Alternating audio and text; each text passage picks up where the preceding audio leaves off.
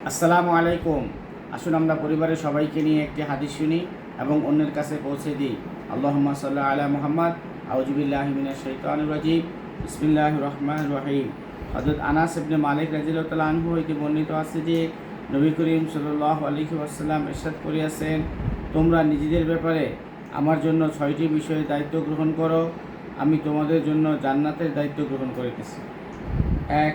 যখন তোমাদের মধ্যে কেউ কথা বলিবে তখন মিথ্যা বলিবে না। 2. যখন ওয়াদা করিবে তখন ওয়াদা ভঙ্গ করিবে না। 3. যখনও কাহারো নিকট আমানত রাখা হয় তখন খেয়ানত করিবে না। 4. নিজের লজ্জার দৃষ্টিকে অবনত রাখিবে। অবনত রাখিবে, অর্থাৎ যেসব বস্তু দেখিতে নিষেধ করা হইয়াছে উহার প্রতি দৃষ্টি না পড়ে। 5. নিজের হাতকে অন্যায়ভাবে মারপিট হইতে বিরত রাখিবে। 6. নিজের লজ্জাস্থানের হেফাজত করিবে।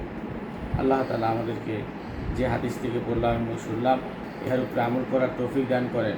আসুন আমরা সৎ কাজে আদেশ ও অসৎ কাজে নিষেধ করি এবং পবিত্র কোরআন শরীফ থেকে প্রতিদিন একটি আয়াত হলেও তেলাওয়াত করি। আসসালামু আলাইকুম।